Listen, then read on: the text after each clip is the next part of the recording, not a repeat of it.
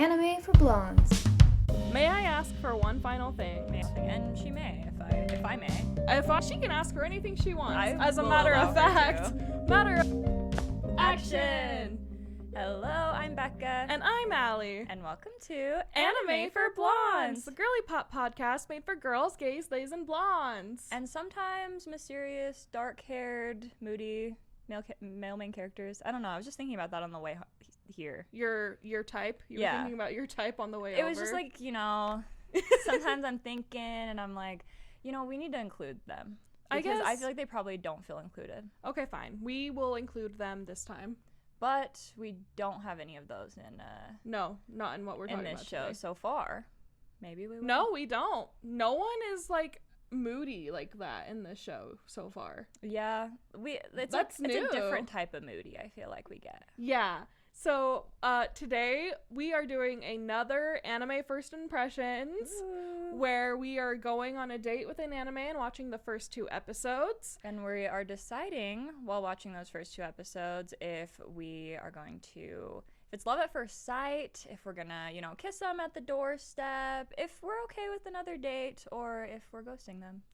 And I don't think we've had any ghostings so far. No. We haven't. And not to spoil it, but I don't think we'll have one today. I don't think this we'll will be breaking ghosting. No. Nope. Because they just keep making good anime for us to get to know. No, it's kind of crazy. And so today we are first impressioning the very brand new, but like very on fire, Highly talked about. May I ask for one final thing? May I ask for one simple favor is what she pitched it to me as. Because I was just combining things, but doesn't that just sound correct? It does, actually. Yeah. Like, don't you kind of want to, like, May I ask for one more thing? Let's double check that. Let's make sure, because that'd be embarrassing. Guys, these Villainess animes have the longest titles. I love all of them, but, like, they have the longest titles. They always do. I don't think I've seen Well, it's also like the ones that are like the I've been reincarnated into because of this and it's like literally a whole paragraph is the same. Yep. As the name. How Ray Liana ended up at the Duke's Manor, like for no reason. May I ask for one final thing? May I ask Correct. for one final thing? And she may, if I may. She can ask for anything she wants. I As a will matter allow of her fact, same with the Crown Prince. Oh yeah. Oh yeah. And definitely not the younger prince. No, fuck that guy. Okay, guys. Yeah, so we watched the first 2 episodes. Yes. And because the rule is, first of all, this is a science experiment. We're just supposed to watch the first 2 and see how we feel about it.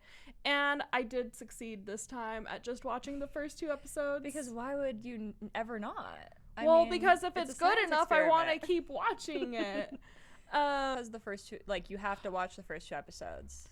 You can't just watch one episode. No. You have to watch the first 2 to fully get the vibe of the show. Usually it's like the first episode is what I've noticed. Yeah. Honestly, with just shows in general, not even just anime. Mm-hmm. First episode, there's a lot of like exposition and like it's like let's get you to where we are now. We're laying the groundwork and it's not true. The true vibe of the show. Exactly. And then the second episode, you get like a little peek, a little soft launch you get into like a full what picture. The vibe will be. Mm-hmm. So okay, this show, first 2 episodes, I mean, they kick ass. So good. And I have to say, I woke up this morning and knew I needed to watch these.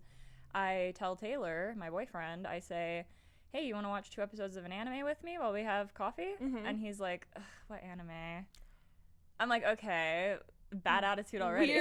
Weird thing to say. The guy who got me into anime. The guy who got you into anime and knows that you're recording an anime podcast today.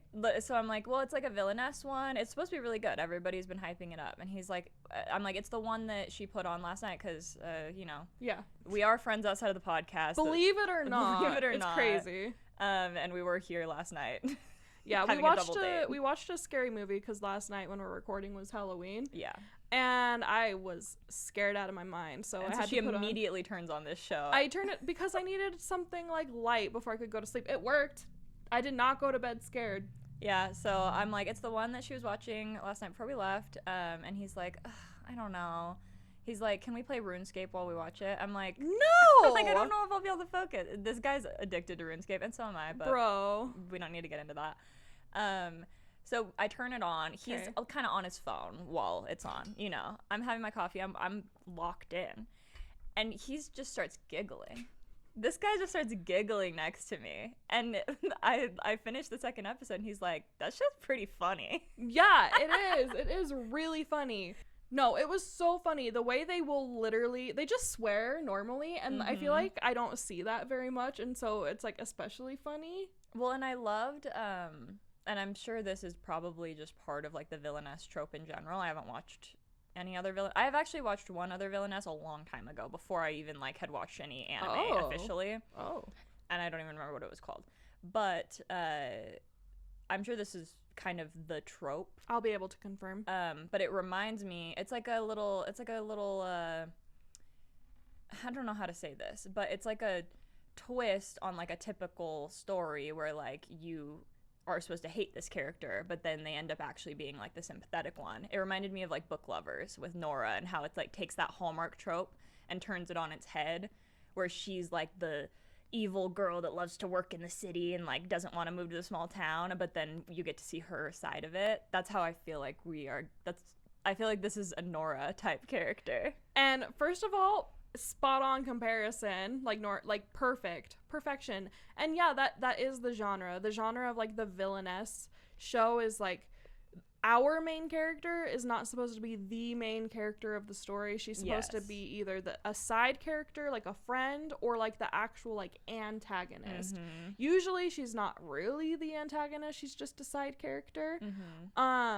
But in this, she's very much like the antagonist. Well, and they like, it's kind of meta. They kind of break the fourth wall in the first episode. Immediately, she's like, "Listen, viewer, I know this looks crazy, but here's how I got here." Well, and even like the guy that's her ex-fiance that has the new fiance and is breaking up with her, everyone's on his side, and they're like, "Oh, this new girl's so sweet," and he's like, "You would be the villainess in this story." They literally directly say that, and I'm like, that's so funny. If this was a fairy tale, you'd be the villainess. And I was like, oh my god, I can't believe they just said the thing. They said the thing, but it was so funny. And then she says the thing again when she's like, okay, fine, I accept the annulment of our engagement, but may I ask for one final thing? And he's like, no. And then his new fiance, Malachi, kept calling her a floozy. That is so funny, dude. I was dying. I would not expect that from him, which makes it even better. No, exactly. I was like, you don't use that word. That's so out of nowhere. Like, I don't like to have a man insulting a woman. Just exactly. Period. Like, blanket. But like, if it's someone that normally wouldn't, and they're using a funny word, like, it just makes it better. It makes it like okay in my mind. I'm like, well, if Malachi is calling her a floozy, then she's probably a floozy. Then I'll listen up.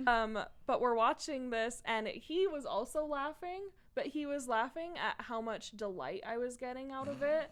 And he was like, this is your wet dream. Yeah, kinda. Just getting to punch all these men. Yes, guys, when you are a good person, you probably know this, but it's like, when you're a good person and you have a conscience in real life, you know you're not supposed to inflict violence on other people, no matter how much of an asshole they're being. Exactly. And like, obviously that's just the right thing to do, but it's also extremely frustrating. So it's extremely cathartic to watch this fictional, badass, super hot woman just like beat the shit out of all these rich guys who apparently trade slaves on the side. Yeah, apparently they're actually bad guys, which is great. Like, they're literally bad guys. Like, the worst time. And like, they're breaking laws. It's not even a law that's allowed in this fictional story. They're doing it like under the table, and it's an illegal thing. But this second prince who she was engaged to was like allowing it. And so that's why all of the nobles were on his side, because he's allowing the slave trade, which is how they make a lot of their money. But his older brother, can we appreciate a blonde character once in a while? We can totally appreciate a blonde character, especially when it's like that genre of blonde. I will like say, spicy, like sassy, like a sassy and like more like built. Yeah, he has a more built figure. He's very manly. He just, I get the impression from him already that, like, she gets kind of offended by him because he refers to her as, like, an animal. Like, he's like, you're such a, like, interesting creature. Like, he just sees her as, like, one of his creatures he researches, but I'm like, I know a down bad man when I see one. No, okay, so he pulls out this notebook full of doodles of her, and he's like, you're just fascinating to observe, and she's offended, and I'm like, am I a pick-me, or I would be okay with that, and I'd love it. That is literally, I've had notebooks of crushes that I just fill in like that. You doodle them, you draw their name, you make their observation. No, we don't do that. Maybe. We don't do that. Yeah, that's a universal experience. Okay. Anyways, I'm like, this is his way of telling her he has a crush on her, and she's offended. And because she doesn't. Also because it's not nice to be compared to a creature. Yeah, but, like, am I such a pick-me, or would that be, like, so romantic to me? I'd be like, wow, he really, like, pays attention to me. He really sees me. If it's someone you actually know, like, I would say, like, that because, like, they know each other. They've known each other for years. Yeah. Right? So I think that would be okay. If it's someone I don't know, I'm just calling a the Joe police. from you situation. I'm literally calling the police. Well, okay, and just the vibe he gives off, like, I've read enough of these characters. Yeah. That he just is already in love with her. Oh, yeah. And he's content for her to, like, figure it out. And, like, he's like, well, we're gonna be married and, like, in love eventually. So, like, she'll figure it out and, like, whenever she's ready. Yeah. And he's, like, not even trying to, like... Win her over? He's just like, no, like, we're obviously meant to be. Like, I'm just gonna do what I need to do. He's not worried about it. No, and I love that type of character. I love, like, the dual POV when you're reading a book, and the girl's like, this guy is insane, he's so frustrating, like, he hates me for some reason, and then you immediately switch over and it's the guy being like, God, I've never seen anyone so beautiful. She gets in a fight. Okay, so first of all, her fiance, the second prince, fucking loser asshole. Insane. Like, insane. By the way. Like, just literally abuses her physically and emotionally for years, and there's nothing. The reason that she's so hard and has a harsh exterior is him. To most. Yeah, it's him. Because she can't beat him up or tell him how mad she is because she can't leave him. Yeah. Because it's a legally binding contract. She asks her dad. No, she can't. No, she can't. He's like, I'm sorry, this wasn't my idea. This was the royal family's idea, so there's nothing I can do about it. So for years and years, she's putting up with this abuse pretty fucking well. Mm-hmm. And they go outside one day because he's going to cut her hair or something. What was he going to do to her? I think he just wanted to mess with her and, like, just kind of torture her. Like, yeah, and she was about to beat him up. Well, and she was like, no, if you cut my hair, then that will be, like, that will be enough physical grounds for us to annul the engagement. So don't do it. And he's still, like, trying to do it. He's fucking with her. And then she's like, okay, I can't do this anymore. I'm going to beat this guy up. And then that's when the first prince makes his appearance because he's hanging out in a tree.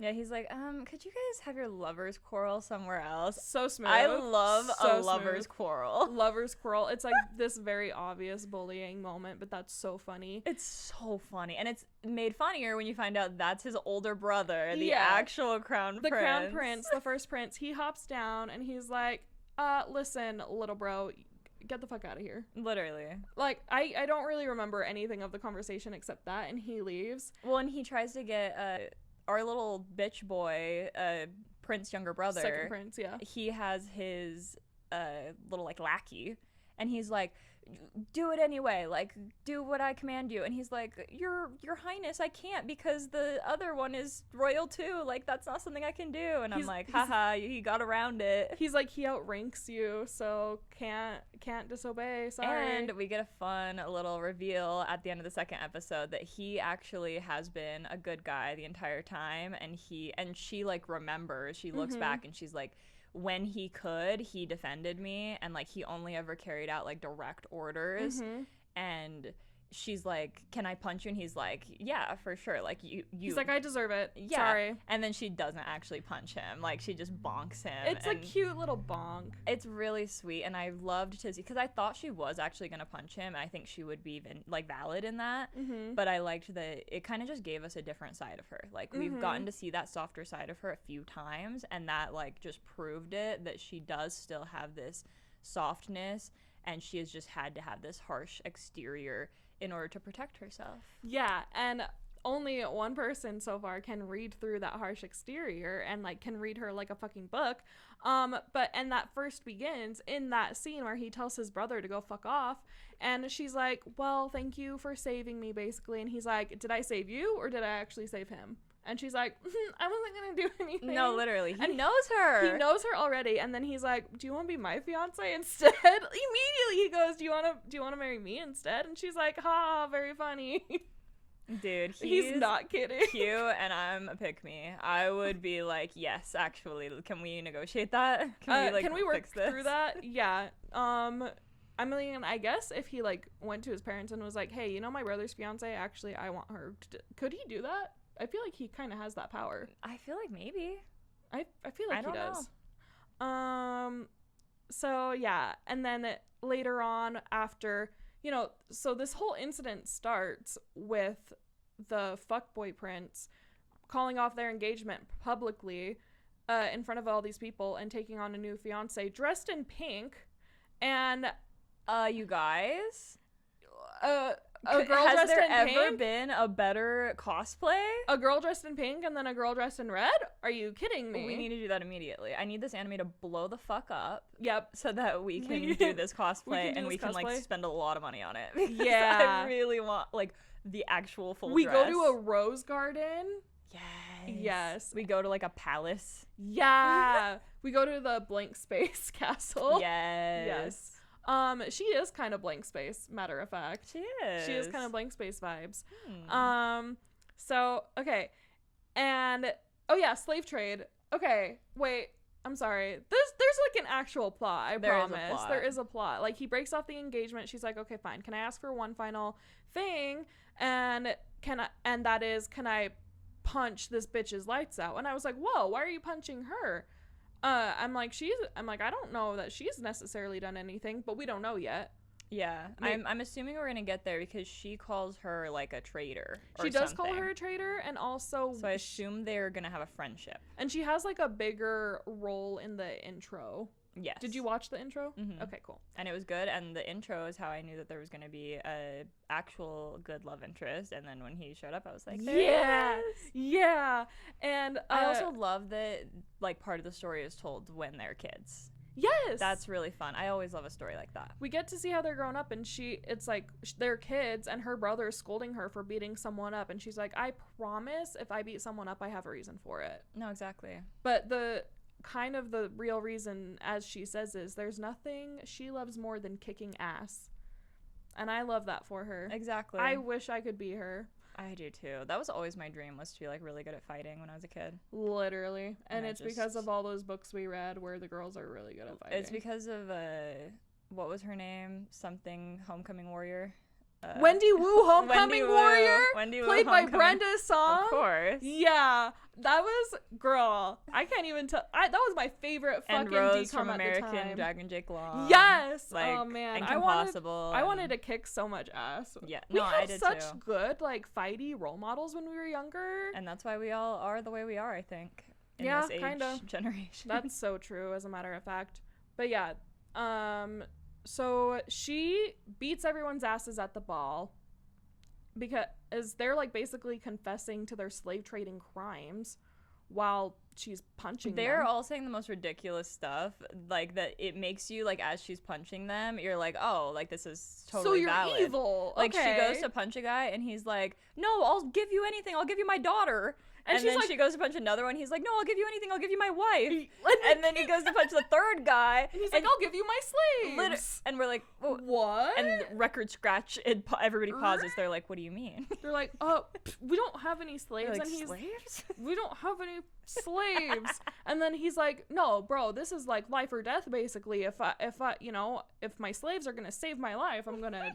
And it so doesn't. Stupid. It's so stupid. But And then she passes out. Yeah. Oh, guys, the lore is actually so cool, okay? So everyone's magical, obviously, because this is a villainess story. Everyone's magical. Which I did not know that was going to be a thing. Oh, okay. Yeah, that's a thing. And then I was like, oh my god, she has powers. Yeah. So she explained that everyone is blessed by a different type of god, but not everybody knows which god has blessed them. Mm-hmm. But if you know which god has blessed you, you can like basically pray to them and harness their powers and use them. And she has been blessed by the god of time. I want to say Kronos, but that's not 100% correct. It's something like that.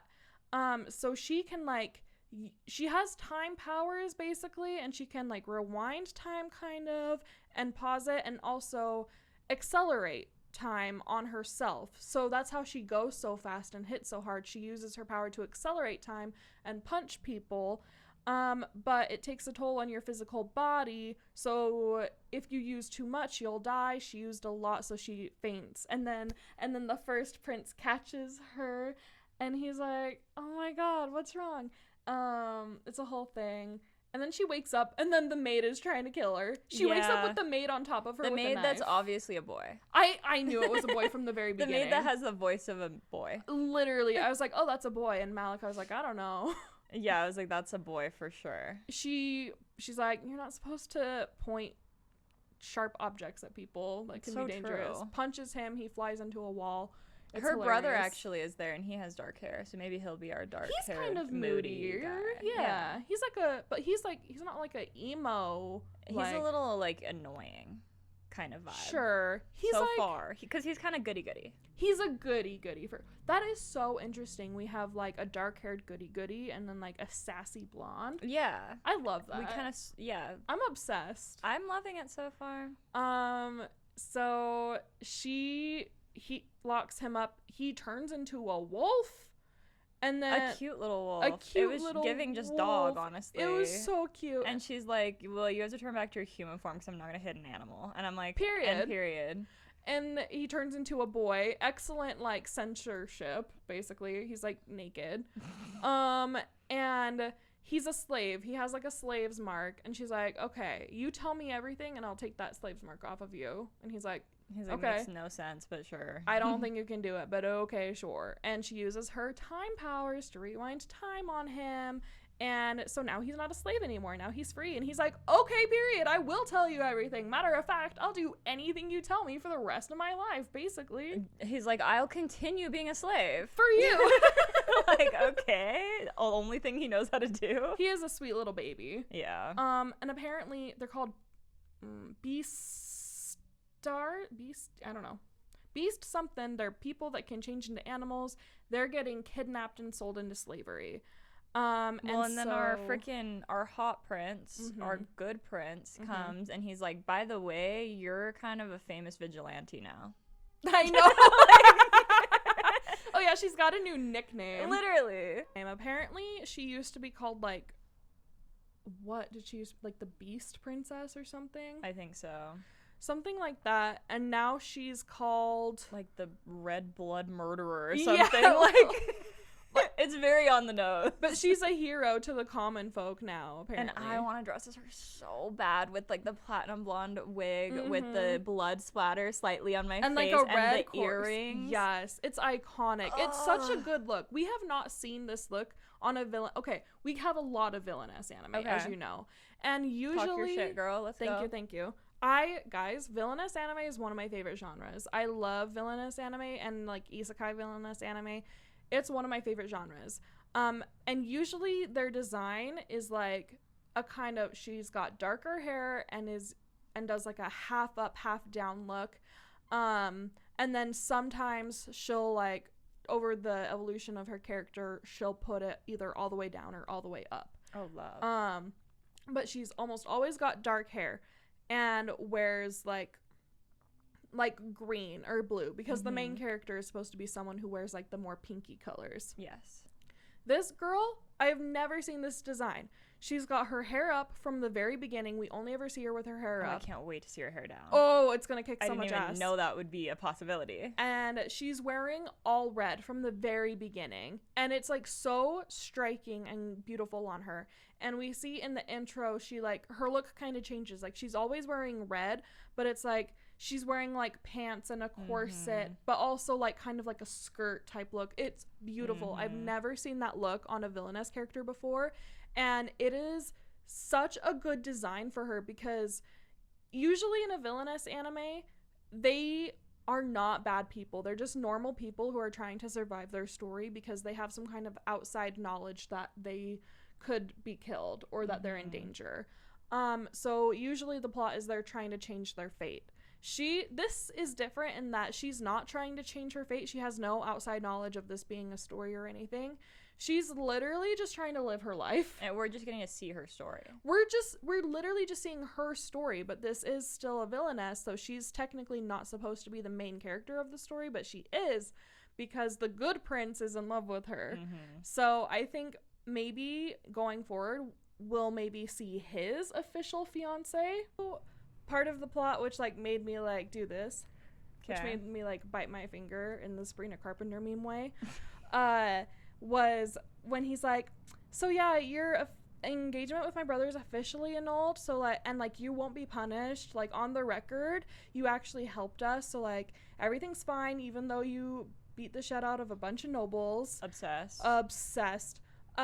But the thing is, you can't actually get married until like some time passes. Yeah, we gotta like let things like simmer. Yeah, so he's like, so you will be single for a while. So, and I'm like, you are just waiting for her to fall in love with you so that you can marry her yourself. Do you think he's gonna have a fiance? Yeah. They usually do. Oh, you know what I see? Okay. And like this is me having zero context for like this genre. trope, this genre. Here's what I see is we get through either a full season or like a half season of them to like going on adventures together, like fighting crime together basically, like kind of, you know, continuing on what they're doing right now. With little moments happening between them. Yeah. And then we get like a big reveal at the end of an episode at one point that like his fiance walks in and she's from like another kingdom. Yeah. And so they never really even see each other. Like maybe they've never even met in person or something. And she doesn't know. Girl, that's almost Which exactly. I don't know how she would not know. That's almost 100% exactly the thing. Okay. And there's also a good chance that the girl from the other kingdom is supposed to be the main character. There's a good chance. Okay. I don't know for sure. The main character.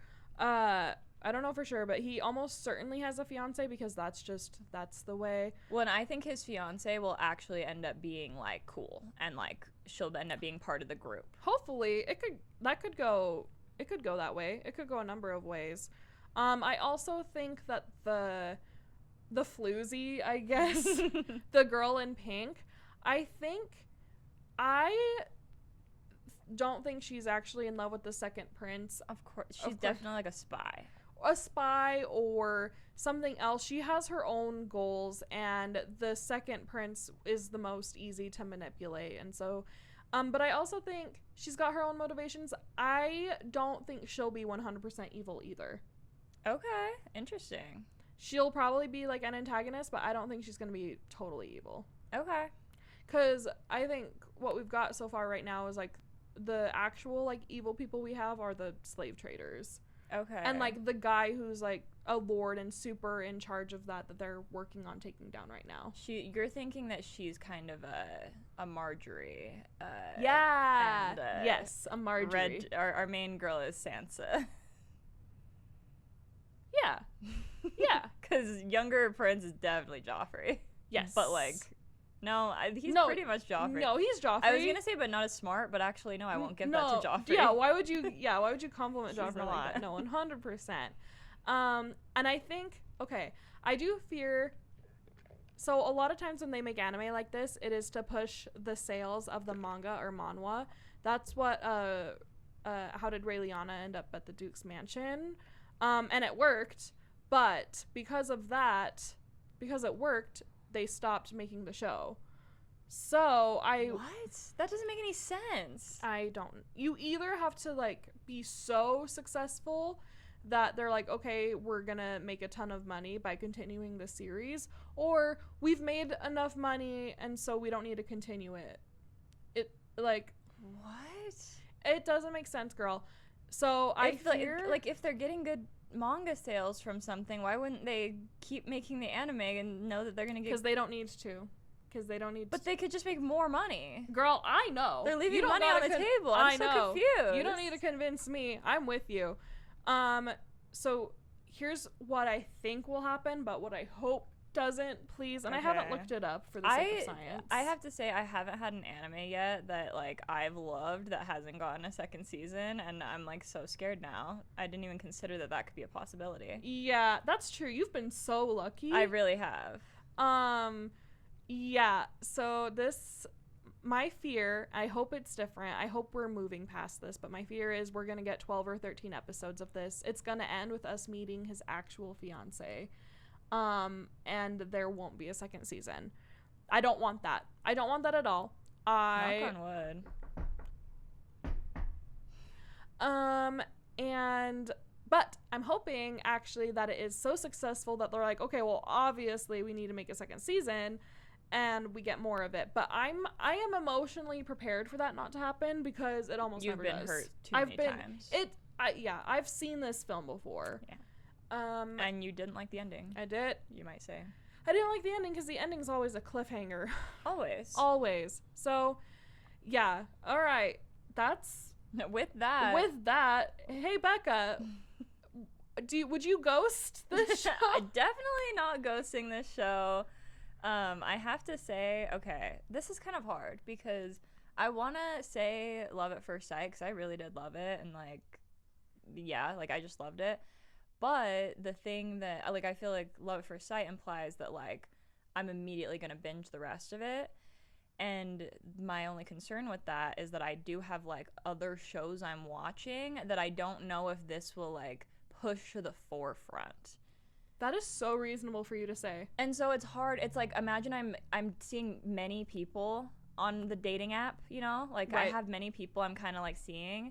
And, you know, I still have a few dates scheduled that I need to go on. Mm-hmm. And I'm not sure. Maybe I'll love them. And, like, right. I got to do that. But I do, like, this guy's giving me a really good impression. You know what I mean? Yeah, so you're going to keep him in the rotation, but you don't know if, like, you like him enough to cancel plans with anyone else. No, exactly. Yeah. And so because of that, I feel like I have to say, like, just kiss at the front door for it. But then I feel bad because I'm like, I feel like I do like it more than just a kiss. Yeah, like I feel like you're inviting it in for a cup of coffee. Chemistry. You're inviting it in. Yeah, maybe we're having a little nightcap. Yeah, you're having some nightcap. You're inviting them in, and then like they'll leave the next day, and you'll see them again. Yeah, but like it's not exclusive yet. Yeah, you know it's not. I mean? This isn't my husband. Yeah, I get it for sure. This isn't my soulmate yet.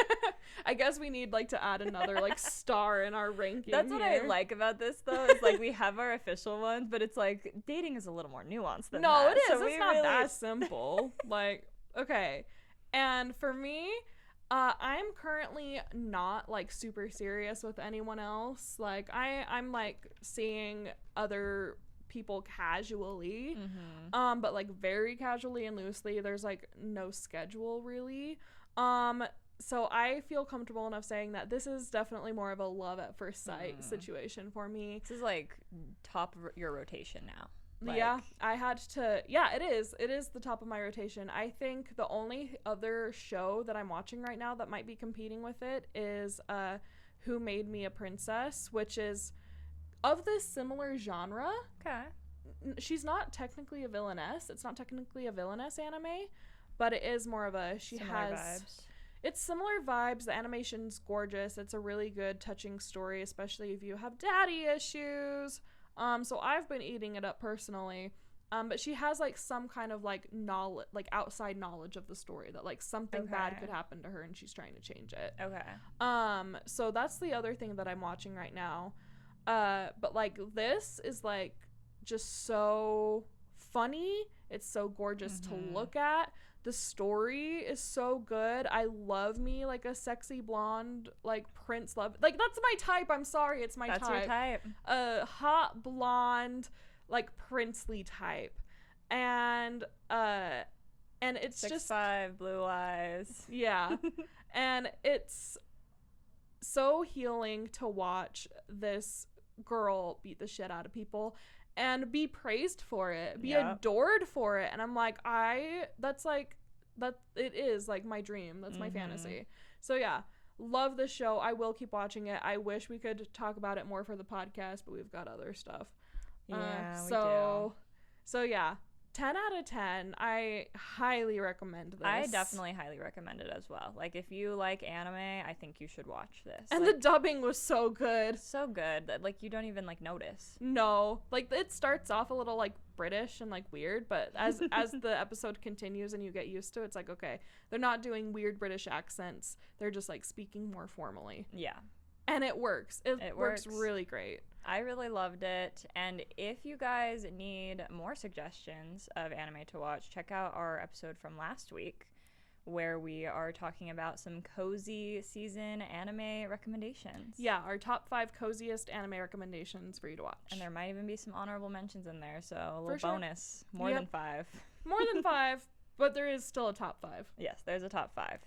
And then next week, I do believe, is our long-awaited Spy Family review. We've seen the request, and I've just seen it everywhere. Like, I feel like I can't get away from it, and it looks good. Another hot blonde daddy character we love. So stay tuned for that episode, and of course, our Apothecary Diaries book club at the end of the month. Yes, make sure you guys go catch up on our last episode. I feel like that one was really great because we just were able to get back in the universe. We read the volume 4, which is the second half of the second season, which we already recapped. And it was really fun to see like how it differed and how similar it was on page versus on the screen. And it was good to get immersed back in that Apothecary Diaries world. Like back in Mamo's head. Yes, for the story going forward. So at the end of this month, we will be recapping light novel. We'll be discussing book clubbing light novel 5. Sign up for our email list in the description if you want to get some free printable Anime for Blondes bookmarks and our book club questions for the month. Yes, we'll send out like the questions that we're going to be discussing so that if you have any opinions, you can just reply to that email with your opinion or just message us on social media. And we'll also like give you a reminder of what book we're reading and like when we're going to be recording and when it's coming out. And a good way to keep up with all of that is to follow us on social media, Anime for Blondes Pod on TikTok and Instagram. And of course, make sure you're subscribed here on YouTube, Spotify, or Apple Podcasts, wherever you like to listen to podcasts, and leave a comment or a like or a review, whatever you can do on your podcast platform of choice. It just really helps us out. And we'll see you next week. Bye! Anime for Blondes.